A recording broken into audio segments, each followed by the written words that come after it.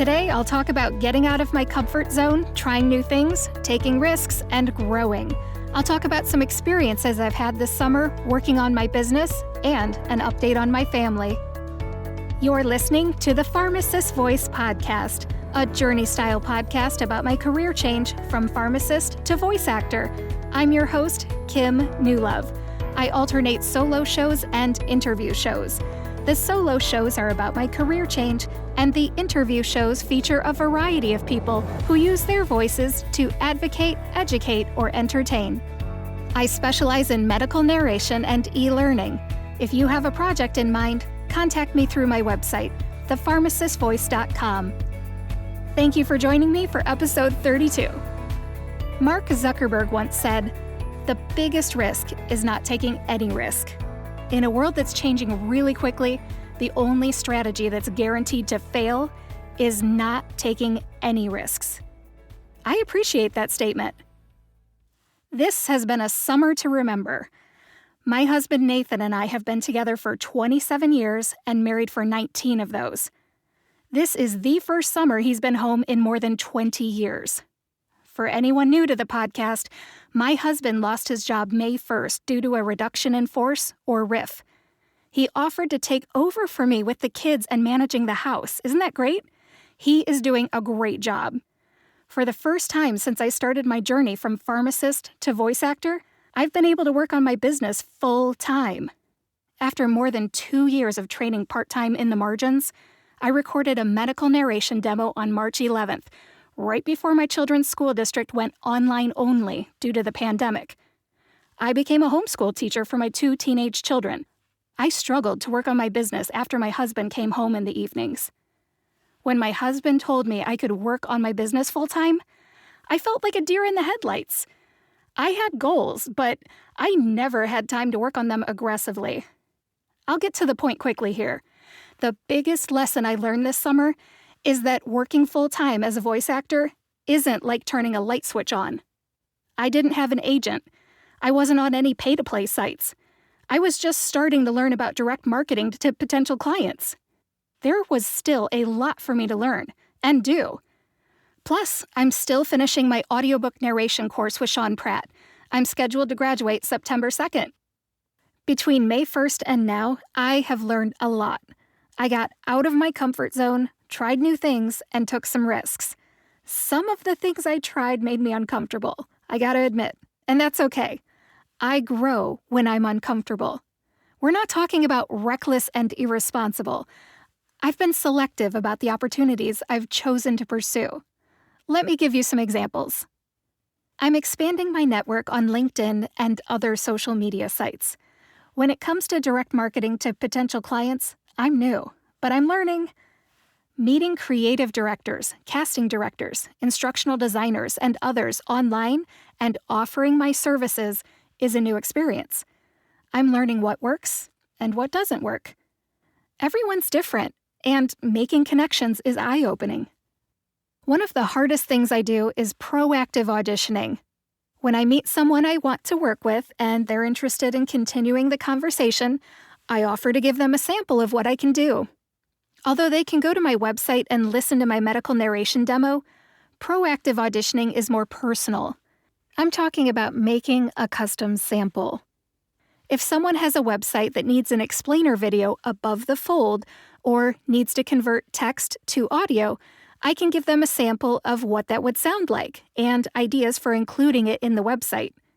Creative directors are amazing people with open minds who love ideas. Although it's a little uncomfortable for me to create something without direction, it's also exciting to create. Growth-minded people who are open to change like input, and the responses I get are usually positive. Something else I've done is creating new demos for the audiobook platforms on which I'm listed as a narrator. For example, I'm on the roster for ACX. That means I can produce audiobooks for Amazon, Audible, and iTunes. I had to pick my own samples, record, edit, and produce them. What I'm doing is paying off. I've had a number of conversations with authors and publishers who need books narrated. Voiceover work is the long game. Having conversations is important. I mentioned earlier that I wasn't on any pay-to-play sites at the beginning of summer. Well, that changed briefly. Pay-to-play sites are matchmaking sites for voice actors and voice seekers. After 2 months, I wasn't happy with the pay-to-play site that I picked, so I canceled my subscription. I picked a new site to try, but I haven't signed up yet. It has more medical narration opportunities. Putting myself on a pay-to-play site was a new experience. I was not 100% comfortable doing it at first, but I'll do it again in mid-September on a different platform and see how it goes. I'm learning what works and what doesn't. I'm growing. One of the hardest things that I've had to do is to accept silence. Some people just don't respond. Even after following up every week for 2 to 3 weeks, they just don't respond. This is very common for voice actors, I've learned. You create something, send it off, and hope to hear something back. When you don't hear something, you have to assume that you need to follow up, right?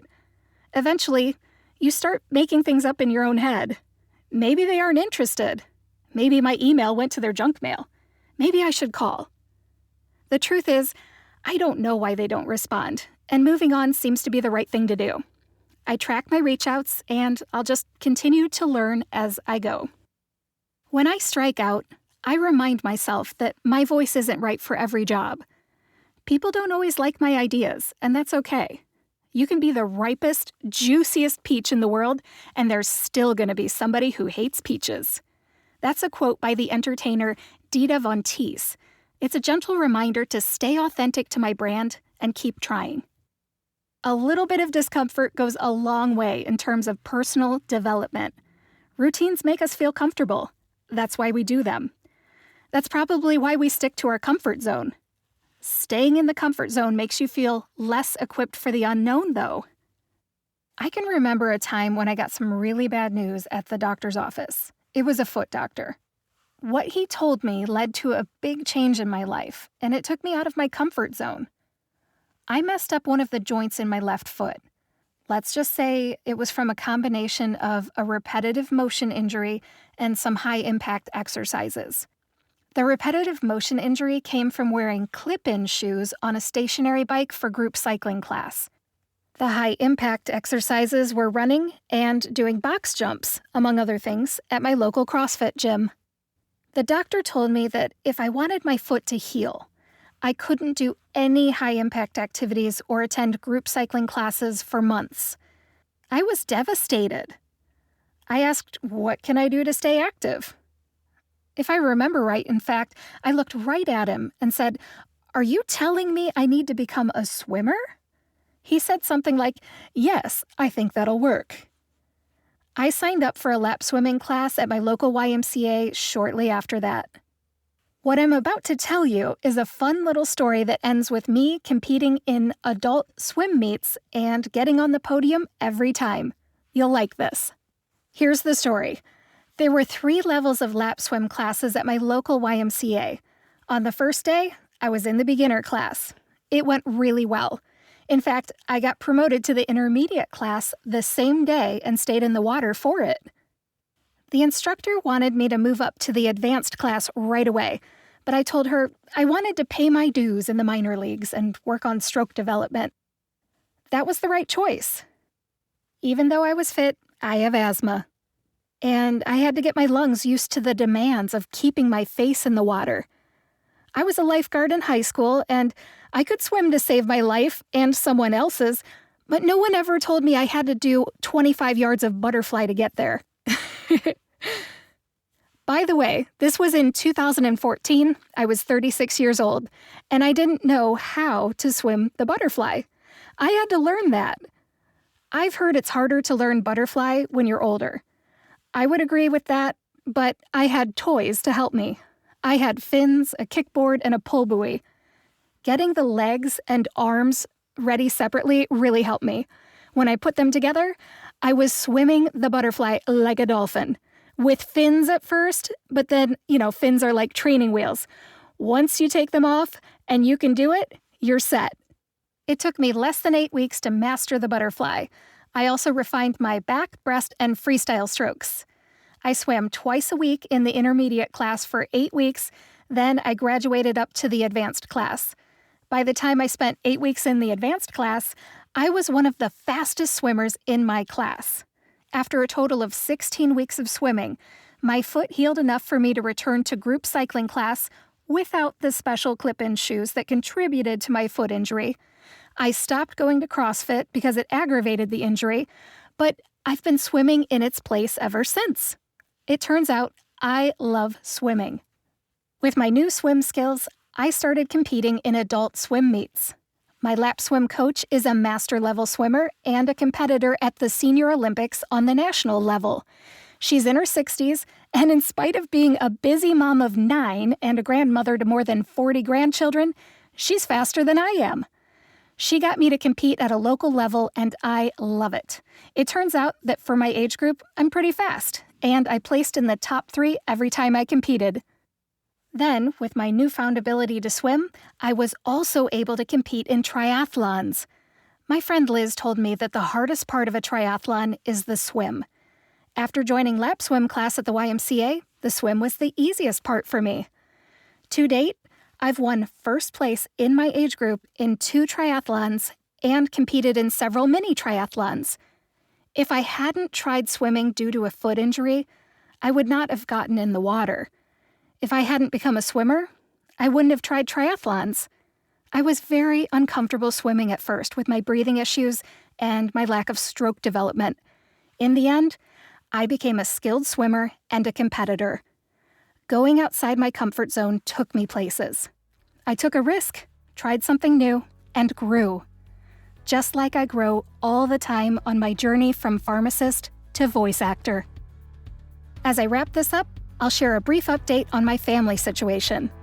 As I record this on August 20th, my 2 teenage sons just returned to school this week. My older son with autism goes every day. My younger son, who is typically developing, goes Wednesday and Friday.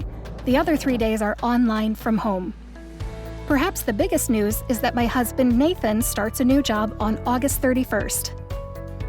This summer, my husband opened up, put himself out there, took his own risks, and grew. After working at the same company for more than 12 years, he had to rewrite his resume, update his LinkedIn profile, and figure a few things out. He had to figure out what he loves to do, what he's good at, what the world needs, and what he could get paid to do. It paid off. He had several interviews, and finally he accepted a job offer, and he starts August 31st. I'll announce the company in the next solo podcast, Friday, September 4th. Call me superstitious, but I don't feel right announcing it just yet. Thank you for listening to episode 32 of the Pharmacist Voice podcast. Please visit thepharmacistvoice.com to subscribe and read the show notes. That's thepharmacist, with an S, voice.com.